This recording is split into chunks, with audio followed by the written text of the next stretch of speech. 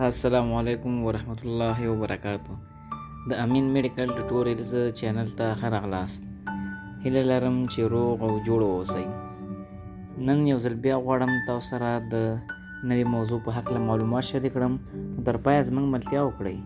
زموږ د نن ورځې موضوع دا د ځینو خلکو رګونه ولې د ځینو نورو په پرتله ډېر پړسېدلي وي. رګونه د انسان په بدن کې د وینې د لیږد کار کوي چې تر ټولو اړین دي. په رګونو کې د وینې بندش یا خرابوالی د هرې ناروغۍ رامنځته کېدلو بنیاد دی. د زړه، شکر، فالج، فشار، ویښتان تویدل، ستړیا، ستومانتیا او داسې نورې ډېرې ناروغۍ په رګونو کې د وینې ناسم چلند له کبله رامنځته کېږي. خو ځینې کسان به مو لیدلي وي چې رګونه یې د نورو په پرتله ډېر پړسېدلي وي. که څه هم دې ته زیاتره خلک تر هغې پاملرنه نه کوي تر څو یې چې په سمدستي ډول د بدن رګونه وپړسېږي. خو د دې ځینې لاملونو ته پام راړوو. که چیرې مو په سمدستي ډول د لاس یا پښو رګونه وپړسېدل نو ډېر د فکر وړ خبره نه ده.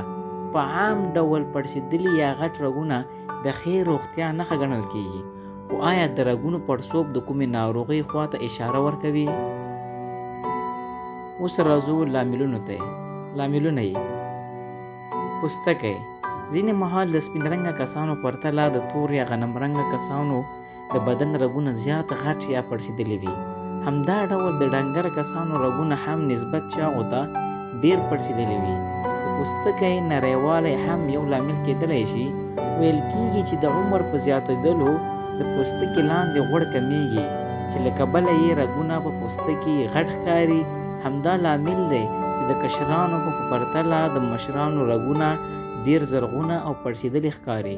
یو بل لامل دا هم کېدلی شي چې د ځینو خلکو رګونه په طبیعي ډول پوستکي ته ډېر نږدې وي. ورزش. د ورزش کولو پر مهال کله چې د بدن غړي په حرکت راشي او په بدن کې وینه په چټکۍ سره حرکت پیل کړي د انسان رګونه زرغونه کېږي او په رګونو کې د وینې چټکتیا او پوره رسېدل د غوره روغتیا نښه ده. امیندواري. د امیندوارو میرمنو د نورو په پرتله رګونه ډېر پړسېدلي وي. لامل یې دا دی چې په دغه مهال کې رګونه په چټکۍ سره گردش ته اړ کېږي. په اسانه اصطلاح چې د عامو میرمنو په پرتله د امیندوارو میرمنو رګونه زیات کار کوي چې له کبله یې رګونه پړسېږي. د بچي زیږېدلو نه وروسته عام حالت ته راځي. بدني کمزورتیا. په بدن کې د غوړ کچه کمیدل او یا نوره کمزورتیا د رګونو پړسېدلو لامل کېږي. د ډنګر او کمزورو کسانو د پوستکي لاندې غوړ کم وي چې رګونه یې د نورو په پرتله زیات پړسېدلي وي. یادونه: که د رګونو پړسېدلو پر مهال مو بدن کې د سینې درد، په ساه اخیستلو کې ستونزه، د رګونو شاوخوا پړسوب او ځینې نورې نښې څرګندې شي باید ډاکټر ته رجوع کړل شي ځکه چې دا د نورو ناروغیو خواته اشاره ده.